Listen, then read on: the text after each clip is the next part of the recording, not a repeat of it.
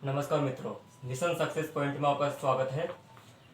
पिछली कक्षा में आपने राजस्थान की भौगोलिक स्थिति के बारे में, अक्षांश और देशांतर के बारे में पढ़ा था। आज उससे आगे राजस्थान की अक्षांशीय स्थिति और देशांतरीय स्थिति में कि 23 डिग्री 03 मिनट से 30 डिग्री 12 मिनट उत्तरी अक्षांश, 69 डिग्री 30 मिनट से 78 डिग्री 17 मिनट पूर्वी देशांतर तक ये देशांतरीय विस्तार है। अब इनमें अंतर क्या है कि 30 डिग्री यानी कि अक्षांशीय अंतर की बात करते हैं। अक्षांशीय अंतर, राजस्थान की जो भौगोलिक स्थिति में अक्षांशीय अंतर है वह है 7 डिग्री 09 मिनट का अंतर है। और देशांतरीय अंतर 8 डिग्री 47 मिनट। अक्षांशीय अंतर 7 डिग्री 0 मिनट और देशांतरीय अंतर 8 डिग्री 47 मिनट का अंतर होता है। ऐसे कह सकते हैं कि राजस्थान का पूर्व और पश्चिमी जो विस्तार है वो ज़्यादा है, उत्तर और दक्षिण विस्तार कम है। इसके बाद आता है कि राजस्थान की जो 23 डिग्री 30 मिनट 23 डिग्री 3 मिनट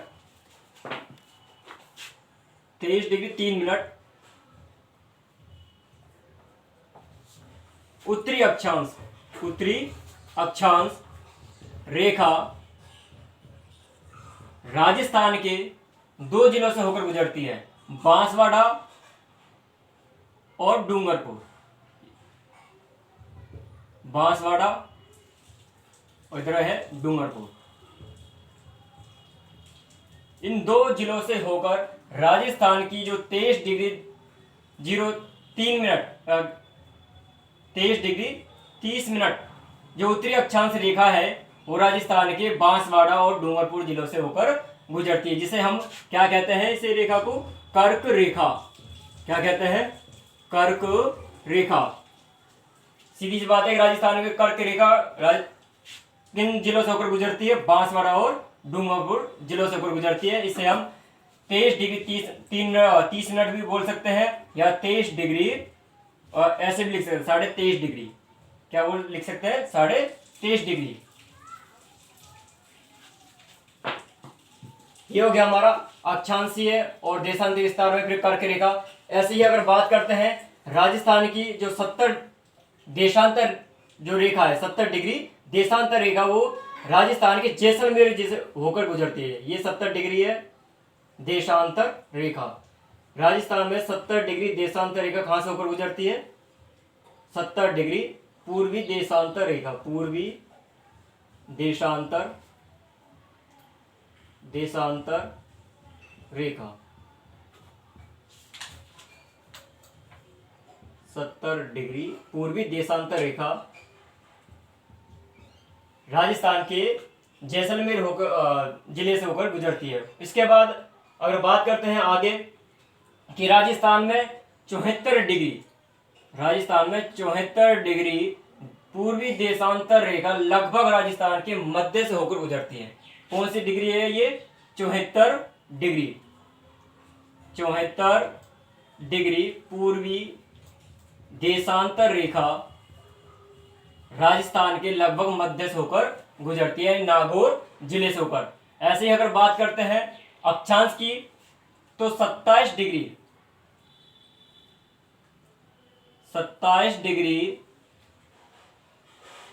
उत्तरी अक्षांश रेखा, 27 डिग्री उत्तरी अक्षांश रेखा, यह भी राजस्थान के मध्य से होकर गुजरती है। अब ये दोनों रेखाएं मिलती कहां पर है? ये दोनों रेखाएं मिलती है नागौर जिले में। तो ऐसे प्रश्न आ सकता है कि राजस्थान में 70 डिग्री पूर्वी देशांतर रेखा किन जिलों से होकर गुजरती है, कौन से जिले से होकर गुजरती है? वो है जैसलमेर। अगर बात करते हैं राजस्थान के मध्य से होकर गुजरने वाली जो पूर्वी देशांतर रेखा है वह है 74 डिग्री पूर्वी देशांतर रेखा। अगर बात करते हैं कि वह कौन सी अक्षांश रेखा है जो राजस्थान के मध्य से होकर गुजरती है, तो वह 27 डिग्री उत्तरी अक्षांश रेखा जो राजस्थान के मध्य से होकर गुजरती है। अक्षांशीय और देशांतरीय विस्तार में अब थोड़ा सा बात करते हैं कि राजस्थान में जो समय है, समय की बात कर लेते हैं। समय पहले सूर्योदय कौन से जिले में होता है, सूर्यास्त सबसे पहले कहाँ पर अस्त होता है, कहाँ पर उदय होता है, इनकी बात करने से पहले हमको पहले पृथ्वी की गति के बारे में पढ़ लेते हैं। पृथ्वी की गति, पृथ्वी की जो गति है या कह सकते हैं पृथ्वी का घूमना दो तरह से है। एक तो है अक्षीय गति और एक है कक्षीय गति।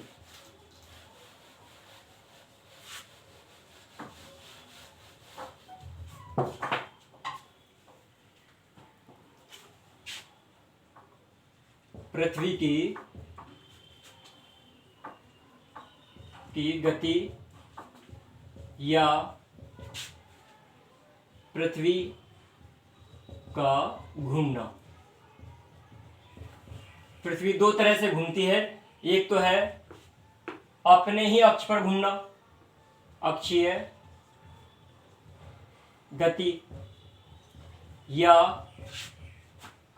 परिभ्रमण गति। दूसरी होती है कक्षीय गति, सूर्य के चारों ओर जो घूमती है पृथ्वी, चारों ओर चक्कर लगाती है, उसे बोलते हैं हम कक्षीय गति। कक्षीय गति या परिक्रमण गति। दो तरह की गति है, अक्षीय गति और कक्षीय गति। हमारी जो पृथ्वी में जो दिन रात का बनना है वो है अक्षीय गति का। अक्षीय गति से पृथ्वी का दिन रात बनते हैं और कक्षीय गति से ऋतुएं परिवर्तित होती हैं।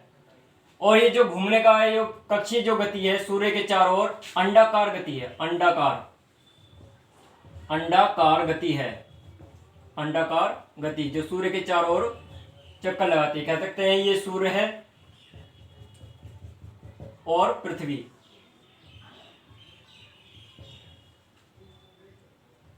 इसके चारों ओर चक्कर लगाती है, पर ये चक्कर जो लगाता है और पृथ्वी जो चक्कर लगाती है वो लगाती है पश्चिम से पूरब की ओर। यहां कह सकते हैं पश्चिम से पूरब की ओर चक्कर लगाती है। उसी प्रकार अक्षीय गति की जो भ्रमण गति है, परिभ्रमण गति है, वो है पश्चिम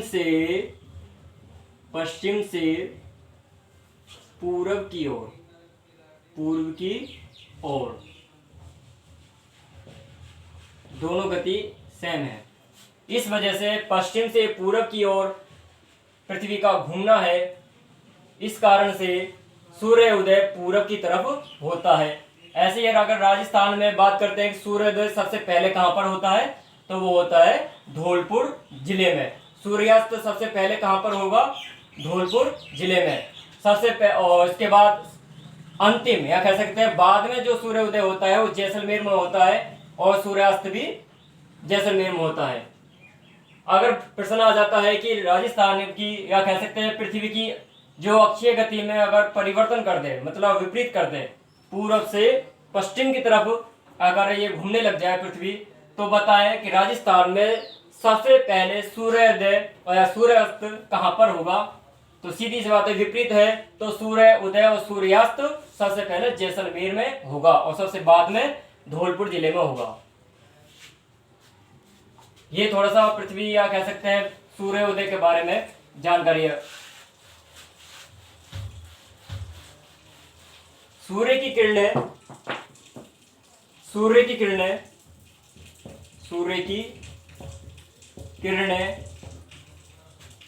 1 डिग्री देशांतर रेखा को पार करने में 4 मिनट का समय लगता है। 4 मिनट का समय लगता है। ये थोड़ा सा जानकारी नोट पर कि सूर्य की जो किरण है 1 डिग्री को पार करने में, देशांतर रेखा को पार करने में 4 मिनट का समय लगता है। इस वजह से राजस्थान के धौलपुर और जैसलमेर में समय का अंतर होता है। अब ये राजस्थान की भौगोलिक स्थिति में अक्षांश और देशांतर है। आज राजस्थान की राजस्थान का विस्तार व आकृति।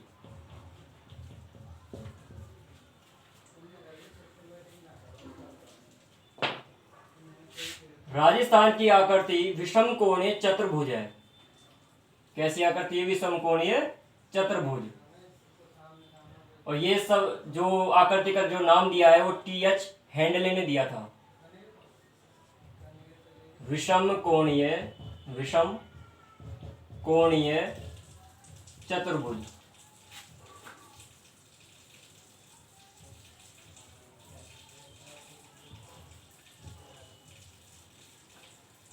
विषम कोणीय चतुर्भुज आकृति किसने दिया था नाम? ये विद्वान था टी.एच.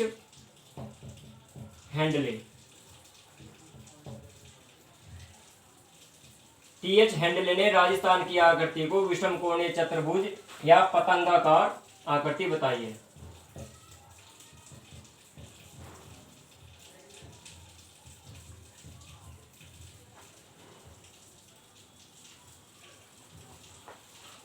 अगर बात करते हैं राजस्थान का विस्तार के बारे में,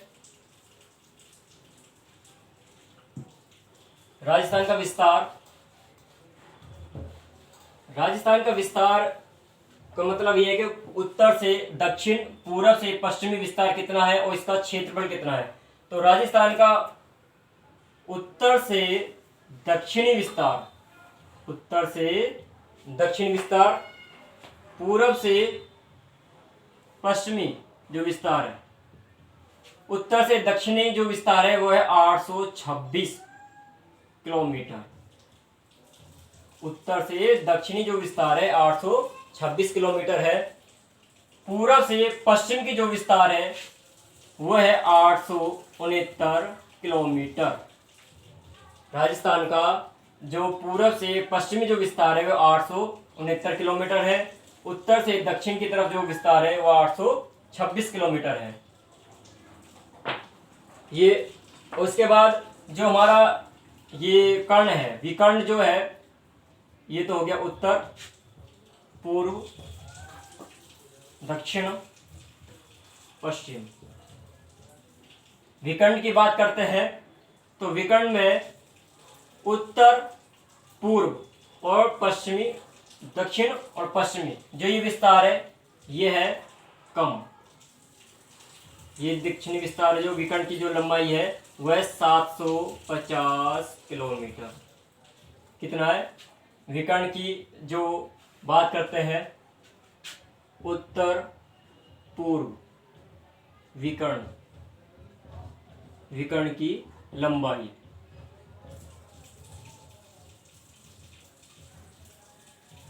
है उत्तर पूर्व से दक्षिण पश्चिम। जो विकर्ण की लंबाई है उत्तर पूर्व से दक्षिण पश्चिम का जो लंबाई है यह है 750 किलोमीटर। दूसरे जो विकर्ण की लंबाई है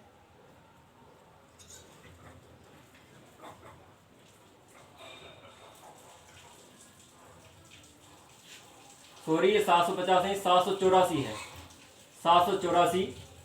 और जो ये उत्तर पश्चिम और दक्षिण पूर्व का जो विस्तार है ज्यादा है, ये है 850 किलोमीटर। उत्तर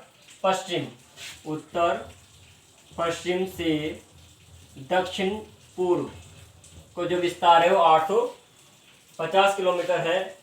और उत्तर पूर्व से दक्षिण पश्चिम की जो विस्तार है वो 784 किलोमीटर है। हम कह सकते हैं राजस्थान का विकर्ण में कि जो ये विस्तार है उत्तर पश्चिम और दक्षिण पूर्व विस्तार ज्यादा है, उत्तर पूर्व और दक्षिण पश्चिमी जो विस्तार है वो कम है।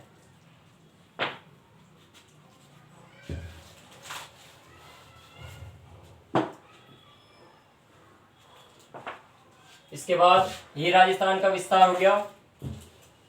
अब आता है राजस्थान का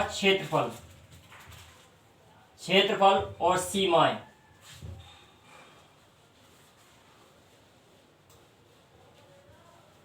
राजस्थान का क्षेत्रफल।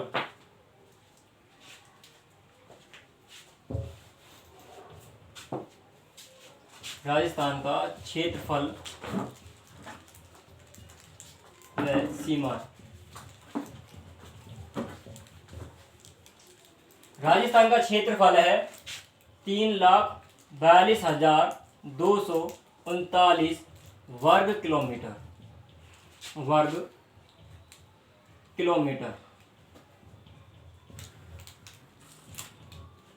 3,42,239 वर्ग किलोमीटर।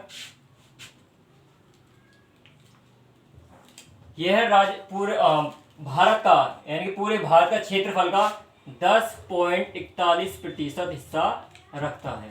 राजस्थान का जो क्षेत्रफली विस्तार है पूरे भारत का 10.41% भाग रखता है और 3,42,239 वर्ग किलोमीटर राजस्थान का क्षेत्रफल है। वहीं अगर बात करते हैं कि राजस्थान का जो क्षेत्रफल में इनमें सीमाएं कितनी है, अब आती है सीमाएं। राजस्थान में दो प्रकार की सीमाएं, एक तो है अंतरराष्ट्रीय सीमाएं, अंतरराष्ट्रीय सीमा, और दूसरी है अंतर राज्य सीमा।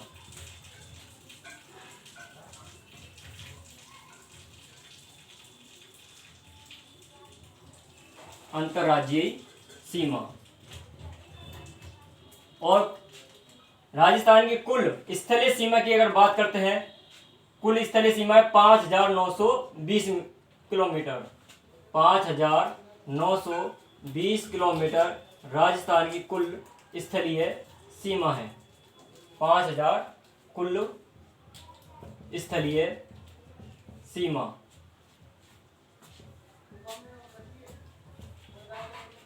पाँच 5,920 किलोमीटर राजस्थान की कुल स्थलीय सीमा है। और अंतर्राष्ट्रीय सीमा की बात करते हैं तो राजस्थान की अंतर्राष्ट्रीय सीमा हिंदुमल कोट, श्री गंगानगर जिले के हिंदुमल कोट से चालू होती है।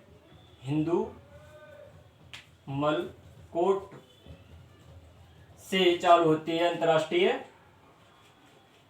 सीमा, जो पाकिस्तान से लगती है। इसे रेड क्लिफ सीमा के नाम से भी जानते हैं। और यह है बाड़मेर जिले की शाहबाद तहसील, बाड़मेर जिले की शाहबाद तहसील के गांव है भलगांव तक। शाहबाद तहसील के भलगांव में बाड़मेर जिले में पड़ता है। गांव बाड़मेर जिले, बाड़मेर। इसकी सीमा है कितनी है? 1,070 किलोमीटर। 1,070 किलोमीटर जो पाकिस्तान से लगती है। किससे लगती है? पाकिस्तान। इसे रेड क्लिफ सीमा भी कहते हैं। रेड क्लिफ सीमा। अंतरराज्य की बात करते हैं तो राजस्थान की जो अंतरराज्यीय सीमा है वो 5 राज्यों से लगती है। उत्तर में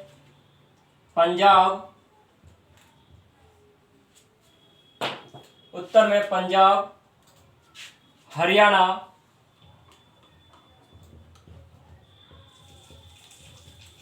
पूर्व में उत्तर प्रदेश,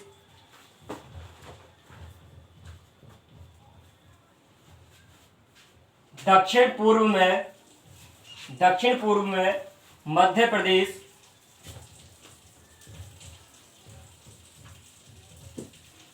इसके बाद दक्षिण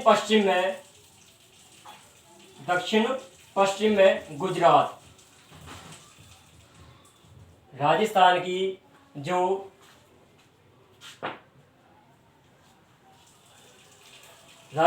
जो सीमा है, यानी कि कह सकते हैं अंतर्राज्यीय जो सीमा है वह किन राज्यों से होकर लगती है? पंजाब, हरियाणा, उत्तर प्रदेश, मध्य प्रदेश, गुजरात। अब लगती कितनी है? पंजाब से लगती है 89 किलोमीटर।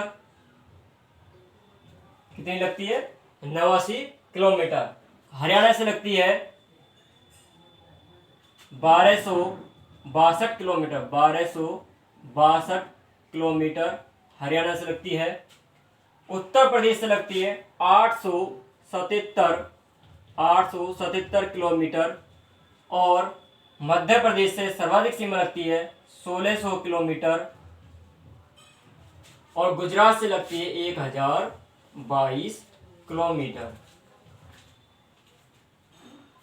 कह सकते हैं हम जो स्थलीय सीमा की जो लंबाई है, इन 1070 को अगर 5920 में से घटा देते हैं तो हमारी अंतर्राज्यीय सीमा आ जाती है। वो आ जाती है 4850 किलोमीटर। ये अंतर्राज्यीय सीमा है। अंतर्राज्यीय सीमा कितनी है? 4850 किलोमीटर। अगर अब टोटल अगर इसका कुल योग करते हैं स्थलीय सीमा की, तो ये आ जाती है हमारी 5920 किलोमीटर। 5920 किलोमीटर ये हमारी कुल स्थलीय सीमा की लंबाई आ जाती है। स्थलीय सीमा।